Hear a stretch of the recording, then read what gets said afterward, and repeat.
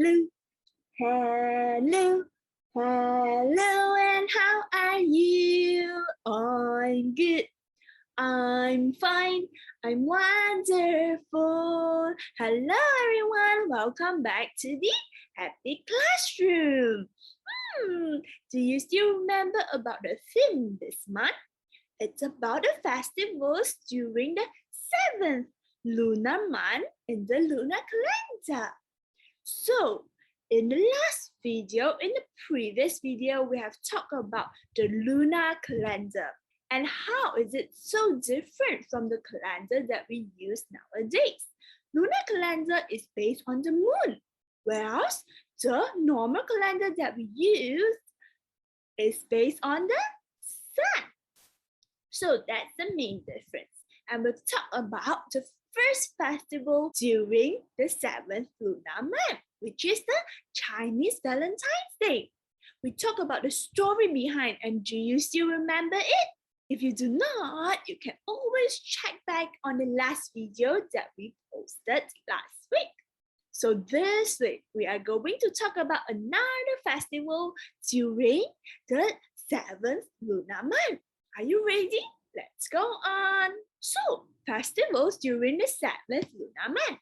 We know there's the Chinese Valentine's Day, and today we are going to talk about the Hungry Ghost Festival. It is on the 15th day of the 7th month in the lunar calendar, the 15th day. So, in the Gregorian calendar, in the normal calendar that we use, it will be on the 22nd of August in 2021. So today we are going to talk about the Hungry Ghost Festivals. There's a lot of story behind the Hungry Ghost Festivals, and sometimes it can be a bit scary. There's a lot of taboos during the Hungry Ghost Festivals. We are told not to do a lot of things.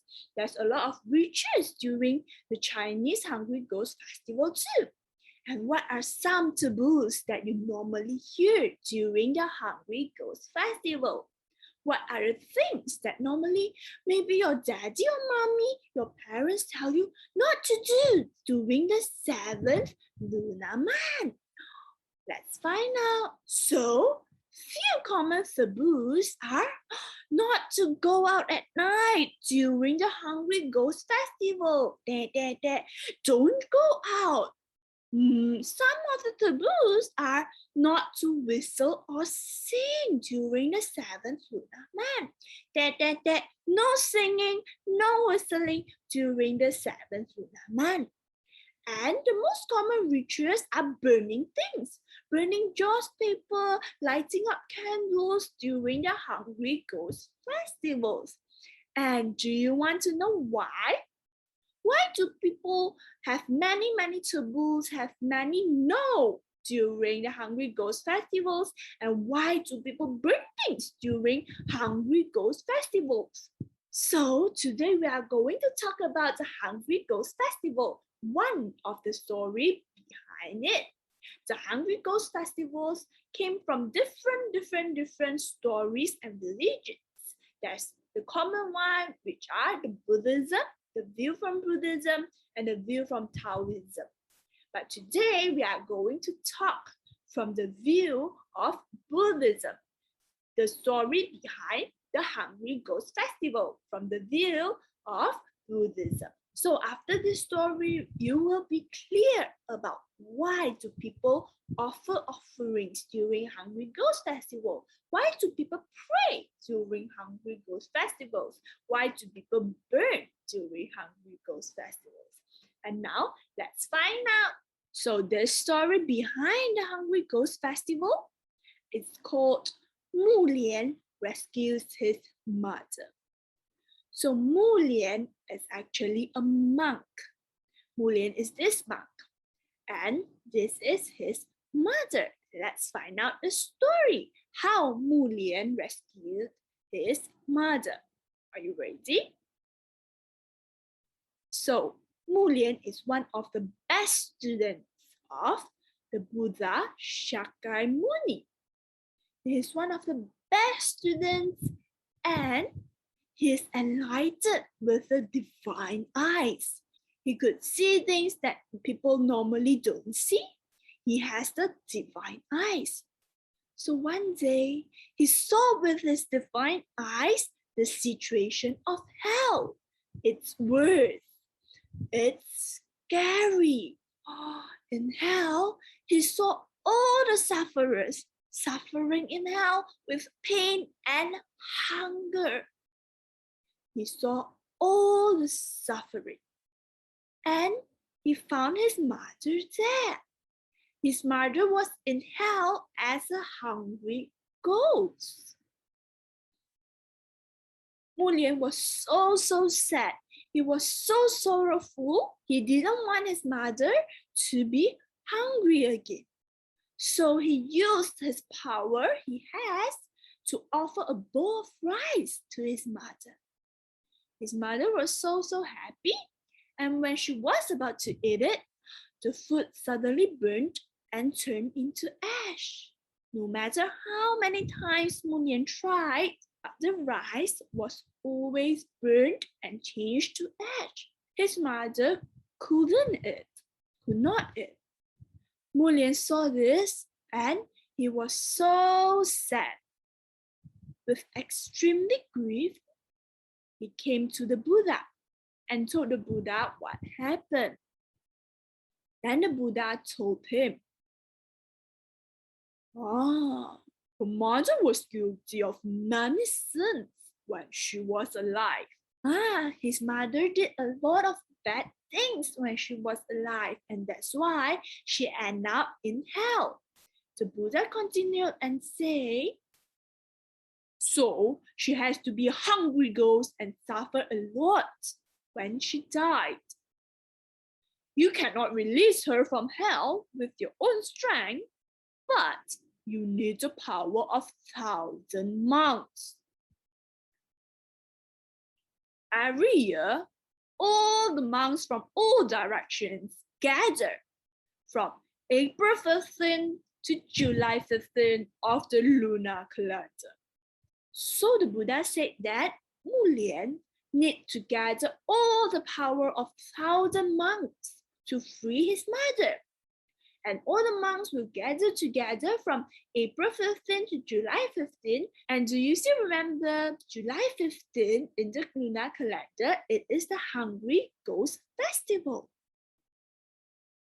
So the Buddha continued and said, on the last day, there must be many who got enlightenment.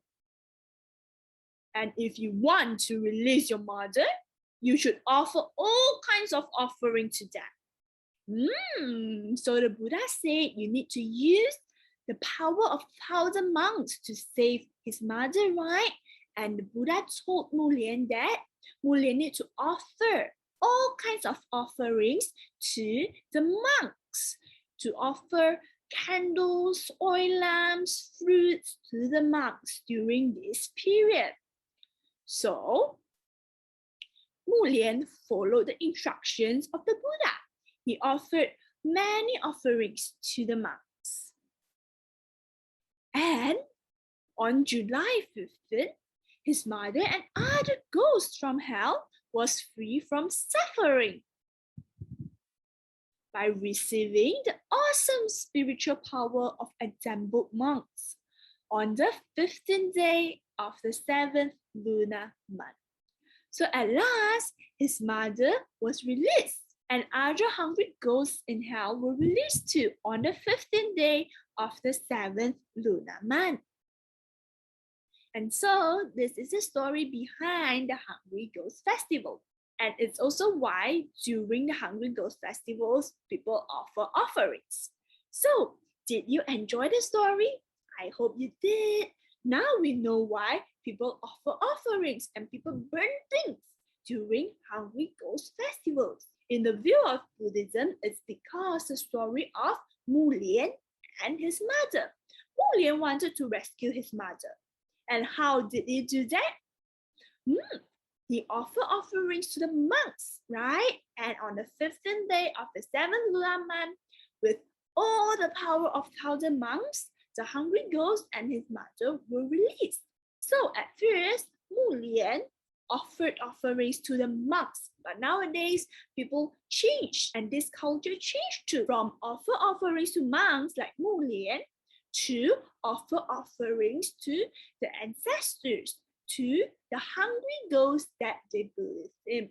So that's why during the Hungry Ghost festivals, people start to offer offerings, a lot of offerings to ancestors, by the road, and burn things to them, because they believe that when they do so, they help the hungry ghosts to be free from hell, and they do not to suffer anymore. And this is the story behind the Hungry Ghost festivals in the view of Buddhism.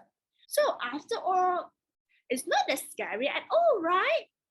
The Hungry Ghost Festival came from a story of a son loving his mother so much that he wanted to help his mother to be free from hell, to be free from hunger and suffering. So, what do you think about the Hungry Ghost Festivals? And do you have any taboos and any rituals that you and your family believe in?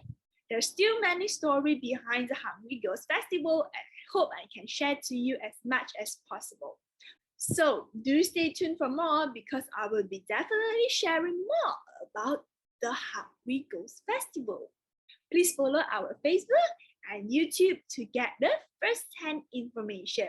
And I hope to see you soon. Thank you.